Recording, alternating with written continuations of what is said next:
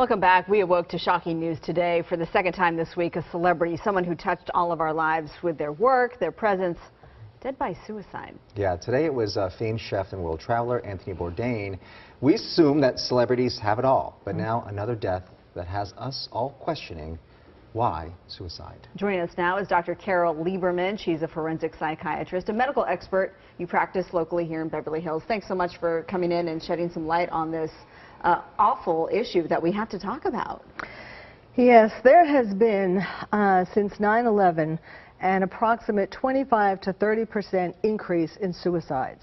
And yet people do not, for the most part, think about that it can be attributed to that, to how we all feel since that day, not just 9/11, but also, you know, the continuing threat of terrorism since then. We're all feeling more fearful, more unprotected, more adrift and lost. And so when something happens in our life that pushes us off the edge, you know, it's much easier to have that happen today. And Anthony Bourdain actually gave the greatest clue to where he was coming from and to where we're all coming from. A few days before he died, he bought a painting. So literally earlier this week. Yes, the day is not exactly clear yet, but that recently. Very recently. He bought a painting that said, "The sky is falling. I am learning to live with it." Well, obviously, you know, he wasn't able to live with it in the end. It's a picture of leaves falling and a man trying to look very stoic underneath.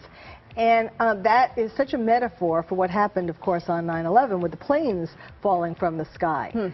But, you know, one of the things that is sad, and it's an example of what I was saying, is that it's just come out that besides, you know, what he was feeling about the world and all that, first of all, he has admitted that he is depressed, that he's had been having battles with depression over the years. He says he has an unhappy soul. That was what he was saying in an interview within the year. And he said also, like, sometimes if he gets a bad hamburger at the airport, it can throw him into a spiral of depression. You know, he's kind of on the edge. And so just recently, pictures over the last few days, or day or so, pictures of his girlfriend, Aja Argento, are showing her with a French journalist, Hugo Clement.